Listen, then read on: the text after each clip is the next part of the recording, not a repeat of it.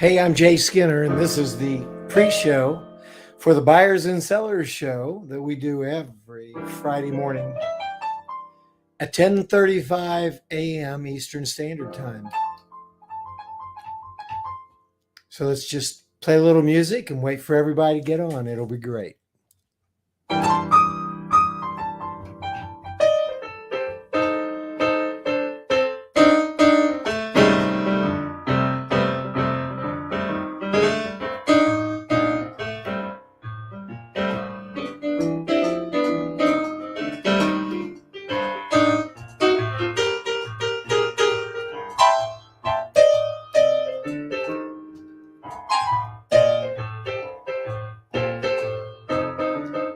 We start at 10:35 and wait a couple minutes for everybody to get on. So we actually get on early. Today's going to be about what happens when your computer breaks. I've been doing computers since they were invented, I think. Been through the process many times.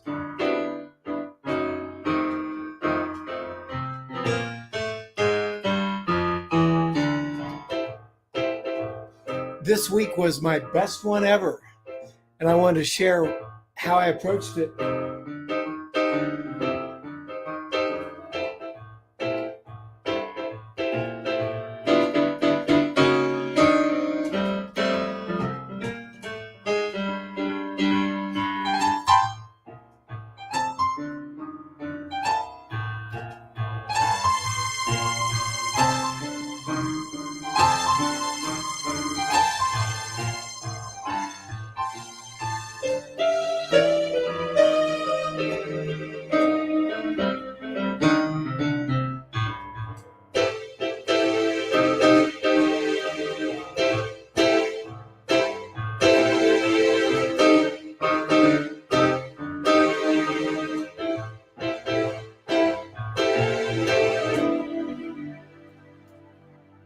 What do you think? Is it time to start?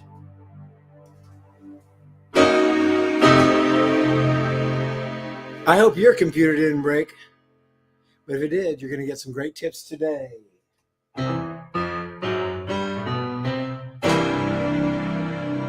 And we're live. There we go. So good to see everybody here. I hope that you're getting a good picture. I'm going to be teaching you some things today that may be certainly interesting, to say the least. Right now, it looks like we've got some comments here. And okay, super, you got that. And let's see. Hello, Joe. Good to see you. Very nice that you're visiting with us today. Glad you're enjoying that. Good. And I want to make a note here. Let's see. Good deal. Great. So here's the deal. Your computer breaks, and what are you thinking about, and what do you need to do, and what's going on? I'm talking about a PC in particular.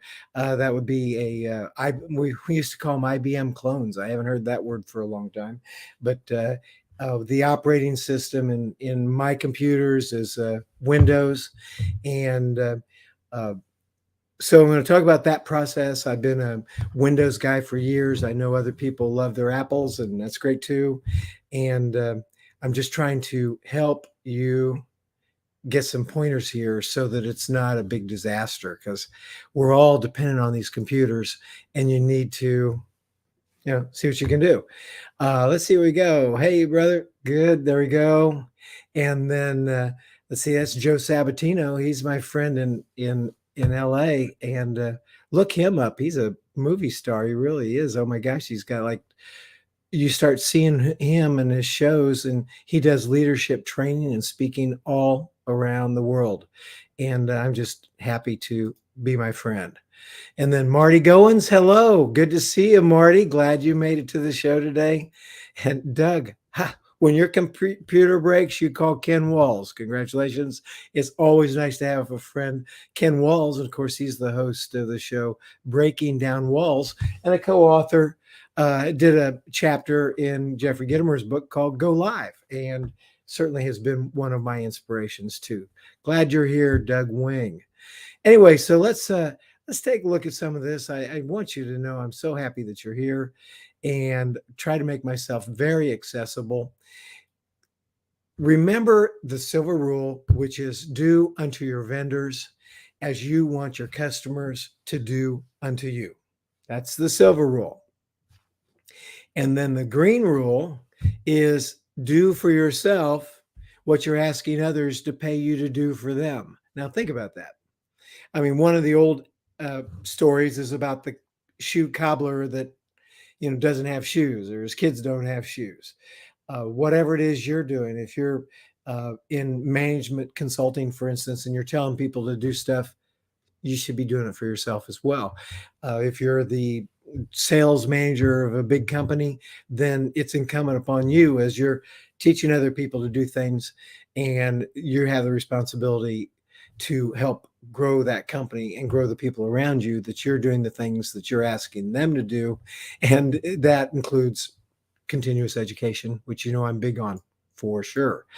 Then there's another thing here, which is called the Platinum Rule by Dr. Tony Alessandra.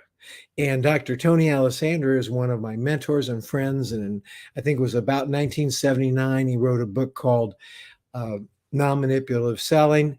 And then he's got about 59 other books, and he's very famous. He's a legend in his time, with other greats like Jim Cathcart and Brian Tracy, and you can go on. And he's great friends with Jeffrey Gitomer, of course. And I'm just thankful to have known him for many years. After he came out with that book, we got to be friends, and he's always been available.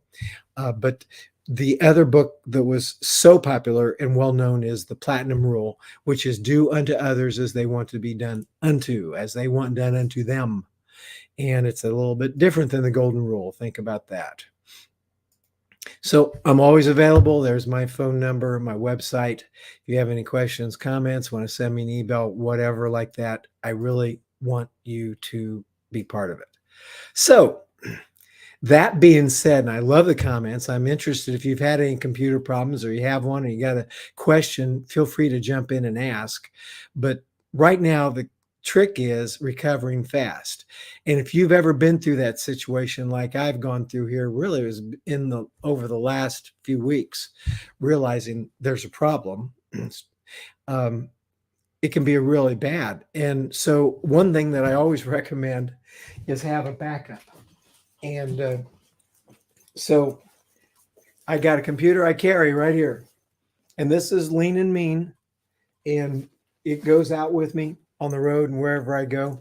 And this became my backup when things got gone, when this main computer stopped for me and quit working satisfactorily.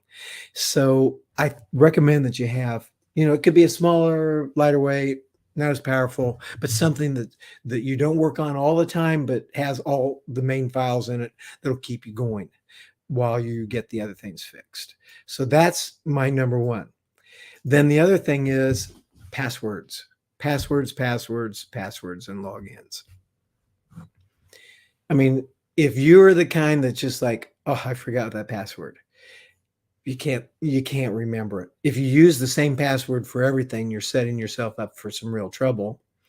And so, it's like, what you need to do is get some sort of a list going with your passwords. And I actually have two places where these happen. They're very secure, and I can get on my phone at any time and update a password. And anytime someone or I create a login for something, I've just got the habit. I go right in, I go to the top of the page, type in that new login and password for what it is, and maybe a note about what the website is, and then I can go into that document anytime I want to and search it for keywords like the name of the site or what it does or something, and it'll get me there. Another thing is there's a program called Lastpass, and if you're if you're in a situation, as works great, especially with Apple environment where all the devices are synced beautifully. But I'll tell you, if you sync beautifully with your PC too, LastPass could be great too, across both your phones and your PCs. LastPass is a very, very popular and smart password protection system that will recognize what site you're going to and immediately put in what you need to have. And then I also know that within like the Google Chrome and the Edge programs, those things, they have ways to maintain the passwords for you. And when you do that, it's great, but make sure you're syncing and that you're logging into your accounts. We're going to talk about that later. But this right here can shoot you down and cause you huge trouble if you don't have the passwords written down somewhere that you can get to right now. Virtual drives, what accounts, programs, logins, just a paper. And if you don't have it, just write it down. When you see your computers going south, never been a better time to write down what all programs that you have and what's important to you on that, so that if it goes away, you've got some backup when you start to set yourself back up again. The other part is your backups and redundancy. And I'm a backup fanatic, have been for years. So I periodically back everything up. And I don't use their internal program. I actually just go to the directories that I want the information, and I copy them onto one of these and I label it, and it's there. Now this one right here is the most recent one, and this one will probably never ever get erased because it has a whole bunch of files and directories on it that I'm taking off of this computer. It just takes up extra space. And I will tell you, it's no doubt in my mind that if your drives are up to the max with just a minimum amount of free space, it hurts you for speed and efficiency. So the other thing is an online backup program. And within, there's one called Carbonite. And I've been using Carbonite for many, many years. And it just constantly keeps backing up my computer. Again, these programs just pick up the data, the files and folders and how they're organized. They don't recover or reinstall your programs. So the key and important programs that you are running, you need to remember or know what they are. Don't try to remember, just write them down. Because when you do either get a new computer or get the one you got fixed, it's for sure, really, you're going to have to reinstall some programs. You may still have some data on there, but you're going to need the programs. So that's something else to think about. Now, I'm just watching here because if you have any comments or questions, I want you to bring them up. But here's one, OneDrive. That's the Microsoft key to PC logins and sync. If you've got a PC with Windows, then it's all tied to Microsoft, and you need to decide what your account is, what your main email is going to be for your Microsoft account, and make sure that you got the login and information for that, and you've gone into that program, into your Microsoft account, and you filled in the blanks with telephone numbers and how you want to be notified. And if you're highly concerned about security, you can install two-factor authentication, which means anytime people try to get into it, there's another aspect to getting in, which might involve requiring a text. And I will tell you, there's a program that you can get on your phone. It's called Authenticator, and this is for Microsoft Authenticator. And it's great because when I'm getting on these programs, and for the first time, sometimes the Microsoft will say, well, this looks like you're coming from a different place. We need to verify it. Here's a number. Can we text you? Can we do this? Or it's on your Authenticator. And I go to Authenticator and I click on my phone, what I'm seeing on my screen, and it all goes. It's beautiful. So you might want to consider Authenticator as a program to help you with all this. The other thing is the use of Google Drives. And I will tell you that I'm really starting to love Google Drives, but I'm using OneDrive as my sync for my desktops everywhere. OneDrive, and the reason is because OneDrive is more attached to Windows, and I like how that works, and it's made for that. So right now I'm syncing all my desktops everywhere using the OneDrive feature. And then on some of them, I'm having the files actually just live in the cloud only. in other cases, like here, my files coexist in the cloud and here, and they're constantly staying duplicated. I really like that. Uh, when it comes to sharing drives, creating network sharing drives, or if you're working with customers and you're going to create some shared environments and maybe they don't have them already set up, I highly recommend getting an email for whoever you're working with directly to them and setting up Google Drives and doing shared drives with them in their system so that whether you're there or not, it can always be shared and you can share it out with their group.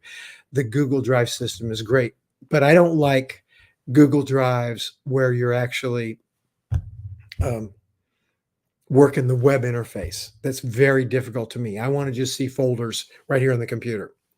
And you probably know what I'm talking about. I'll just throw up an example right here. This is there we go. When under File Explorer, I'm going to show you what I'm talking about so we can see here. Let's see if I can catch this. There we go. I'm going to slide this over to this screen so we all know what we're talking about. But when you see this, I'll show you what you can do with your Google Drives is you can have it sync and create drives on your computer that work just like your other folders and directories. It's really nice. So take a look at this right here, and you get a little peek there of what's coming. I'm going to show you something, but these are beautiful. Right here under Quick Access, you're seeing what I call these are the Google Drives, and I have a G drive, H drive, I drive, and J drive, and these all directly relate to Google Drives. And when I click them, it puts me out there where it needs to be, and it's really cool. And I'm going to get back to this in a minute. Let's see, I got a comment here. Let's see what we got here. And Greg Sneed says, always use an external hard drive in addition to cloud storage. I agree. I'm the same way. I can't seem to get anybody to explain to me what happens when the internet goes down if we're all only using cloud storage. So it kind of scares me. And I think that might be a healthy scare me. So that redundancy right there, that redundancy that Gregory is talking about, very, very valuable. So here we go. I'm going to do back to these. There we go. So now, by the way, if you start to get into this, you have other questions, you can call me and I'll try to point you in a direction. But in a minute, I'm going to show you how to get some answers the best way. Now, email accounts. If you're like me, you have multiple email accounts, personal, a second one that's business. Maybe you have one that's associated with another business. Maybe your family members have it and you help manage it, or your wife has one and you help her keep that together. Or maybe you're keeping it together and you're the wife and you're taking care of stuff for your husband as it relates to different email accounts. I know some people that have 5 or 6 different email accounts that they kind of use for different things. Great. But I keep saying remember, but you're never going to remember it all. So you need to write it down, what you got, where it is, what the login and password is. And I have AOL accounts. So I got to know what to do with that and make sure I know my passwords to get into that. And then I love the whole Microsoft Office suites. Some of you may be fans of the Google Docs and all that online. I'm not. I like Office. And so I work with my documents that are stored out there on Google Drives, but I work on them in Office applications like Excel and Word. And I pay, $100 a year to have an account there and some extra space. And it's worth every bit of it to have that Microsoft Office account. Let's see if I got another comment here. Great. Greg says, I do not back up client files on Google Drive that contain confidential information. I use multiple hard drives and thumb drives. Yes, and that's especially important, Greg, because of the business that you're in and you have confidentiality just in. And so mentioning that when I'm working with my clients, I do have client files backed up on shared Google Drives, but they're not mine. They're under their system. And They have, in the case of my medical people, they have HIPAA compliant systems. And so I'm very cautious about that. But you're right. But then at the same time, backing it up on your own stuff, great idea. See what else he says. Irony, computer advice from an AOL user. Yeah. Well, let me tell you about that. I was one of the first guys online with dial-ups with AOL a billion years ago, and I've held on to it. One of the reasons is that I don't use the browser part of it for looking at things, but it's a great place to hide some passwords and some links that uh, no one's out there looking for or hacking. And there's another thing about it is, when's the last time you heard someone say the hackers are going after AOL? It's not happening. It's like, I don't want to tempt you guys, but it's a pretty nice platform that's very clean and has not given me problems there. So I do like AOL for that. So what are we talking about? Some more stuff. Shortcuts and favorites on desktop can stay the same, but plan on refining locations for some data. You see, once you get everything put back together somehow, you're still back to zero or close to it, and you're going to spend hours and hours to fix it. What happened to me is I was seeing things slow down, and I thought that maybe somebody had gotten in on my computer. I had a virus. Well, I got antivirus and I scan my computer all the time. And I'm very careful. I've always been good about that. But it seemed like it just wasn't performing like it should. It was really getting in the mud, like I was trudging through mud just to get the startup. And I thought, what's slowing me down? And I said, okay, I'm going to try to do a reset. And I followed the directions to do that. And my resets kept failing. And it's like, man, what is going on? And I'm thinking in my mind, software, because I never think about hardware failure. It's like, I'm not back in the day when we had a big tower and we could fix things like that. I was a hardware guy too, but with the small laptops, I'm not prepared to get in there and tear that apart and think about replacing parts. Most of us aren't, at least at home guys like us. So was my problem software or hardware? We're going to find out in a minute. But first, I want to talk about that pack rat. Are you a data hoarder? I am. It's like I just keep getting bigger computers because I don't want to lose anything, and I back up. Now it's terabytes of data. Well, there's a point where it's like your computer's only going to hold so much, and it's so big and it's not even worth it. And every time you get online like this, one of the things is, and you turn on your computer, it's having to deal with all that data one way or another. And I have a computer here that has a combination of a SSD, which is a solid state drive, which is like state of the art. And then it has another drive that's very, very big, over 2 terabytes. And it's a conventional moving hard drive, but it runs like great. And it's 2 drives, a C drive and a D drive. And the C drive is generally for programs. The D drive, I've moved everything over data-wise to that to collect. That's the way it was. Well, when things were going bad and terrible, it's like I've just kept trying to fix it. Well, now it's fixed. But what I've done with this portable here is I backed it up exactly the way it was before the fix and everything. And I've got all the data. But now I'm going through my computer and I'm just destroying it. I mean, it's like, if there has been, data from years and years ago, I'm just like, I don't need it, but I save it because in case I do, or the record or something. So what am I doing? I got it on that. I'll just never destroy that drive. And anytime I want to plug it in and look at something or try to find something I remember, I know that's where it would be. So I got some more comments here. See what we got here. Jay, I love this info. Joe Sabatino says, I have to jump to another scheduled call at 8. Talk soon. Hey, Joe, thank you very much for coming. Glad, be successful. I know it's going to be great. And then let's see. Greg says, archive old files, then delete from active folders. Yep, that's the way to do it. There's a good approach. Thank you, Gregory. And so what else have I got here? I want to talk to you about what happened. First of all, I tried for 3 days to reset my own computer and get everything together. Software versus hardware. And I'm just like, I'll always go to software. I figured there's a bug in here, files got deleted, something weird's happening.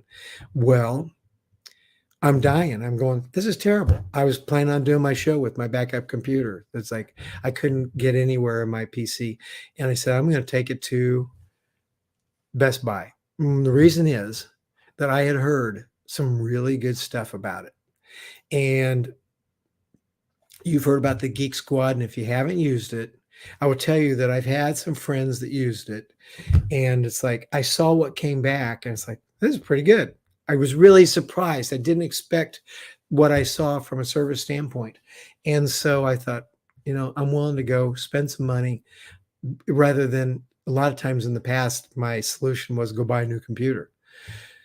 And I thought, well, maybe they got some magic things that they know how to do. Well, look at this. I went to the Geek Squad and I learned some stuff.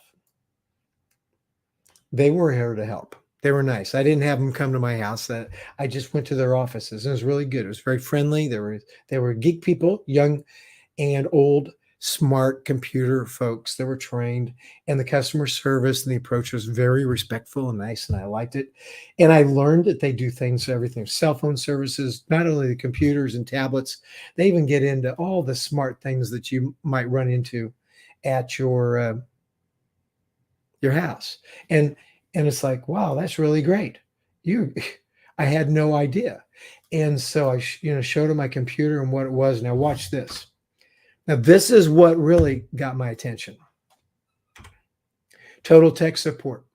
I'll tell you, and he showed me, and it's like they had their price list for their services, and just really to get anything started was going to be $150, and then everything after that was anywhere from 40 to 50 to more from a service standpoint to get things going. Well, and they said, look, you can join our club for $200, and then you get a whole bunch of free stuff, and then on what you're doing here from the services that we're doing, it's like, we're going to service, we're going to get this going. And if you need any hardware and stuff, we'll just charge you for that. It's like, wow. And then I said, well, okay, look, make a deal. It's like, if I give you my computer and you can't fix it, can I get my money back and just call it quits? And the answer was yes. Yeah, you got 14 days to eliminate your thing. And it's like, no charge. If we didn't fix it, you can get out of the club, the whole shooting match, get your money back. It's like, well, how cool is that? Well, now I'm in the club. By the time I got done, they discovered what I could never have discovered for myself was that the solid state drive, the SSD, was the one that was not working and was dying a slow death. And they just got me a new one, which was like $70 that was even bigger than the one I had there. The old one stayed the same. All the data stayed there on the D drive. They got it all fired up just like a new computer and gave it to me. And now here we are. Everything's going great. It was fantastic. And so the totals, and then at the end, maybe I don't want to pay that $200 every year. I can stop it. But the cool thing is that I really got for equal to or less money than if I'd have just done more of a buffet idea and picked and chosen what I bought from them and walked away. I got a whole year's worth of service. I can walk in there. I'm part of the club. They talk to me. They help me. There's tons of things that they will do for any of my tech items for no extra charge. And that was kind of cool. Let's see what we got here. There we go. And Greg's saying Geek Squad's a hit and miss, especially in big cities in his experience. Greg, hey man, that's the truth. When I'm standing there, I had two people there, and it's like one wasn't as good as the other, but that's all right. They were there, and they do have guarantees behind what they're doing. And then, if you remember my last two customer service things, I did remind them, hey, 5 stars is an A, 4 is an F. Make me happy, you guys. Let's work together. And then I do one thing, which is I always make sure I'm an active customer, and I want to know what they're doing and how they're doing it. So that's another way that it's more likely to ensure success. I just don't give them my stuff and walk away because I want to make sure they understand what I'm doing. And then when they gave me my computer back, and this was kind of cool, I got my computer back. I sat there at the place and got everything loaded back in. while I was there. And if I had any bumps in the road or trouble or had a question or whatever, they were there to help me. And I didn't like, I have one question on my setup and I knew the answer. And the answer they gave me was like, I wasn't sure that was the right answer. I requested, are you sure? And then the lady said, oh, yeah. You're right. I said, good. But having someone there just to talk to was nice. And they were happy to let me sit there and work through all that stuff. And their Wi-Fi was super screaming fast. So that's my story of getting back to my computer. And you know, the hours and hours and hours and hours it takes to fix these things. So my recommendation is give Geek Squad a chance. I would have saved I would have saved a lot of time. Hey, Gregory, you got me laughing here. It says, if we could just do the same with our brains, some memories to delete. Amen to that. Maybe I need to, well, I'm going to have Dr. Tony Alessandro on next week. He's all about behaviors. He can probably tell us how to delete some of those memories, but you are right about that. And that does remind me that next week, Friday, July 8th, the live version of Dr. Tony Alessandro live with me. And we're going to be talking about a lot of the behavioral dynamics things that he helped pioneer back in the 70s and 80s and 90s. And he's one of the pioneers. He's one of the greats. And you're going to have a chance to meet him, to talk to him. And please be live, because I love the interaction live. But if you can't see all the live one, then please get online and watch the replays, because it's good stuff. Anyway, hey, it's time to go. We've had a great time together. Doesn't time fly? I love having you. This is the Buyers and Sellers Show. I'm Jay Skinner, and I want to thank you for coming. We'll see you again next Friday, 10:35 Eastern time, same channel. God bless you. Have a great day.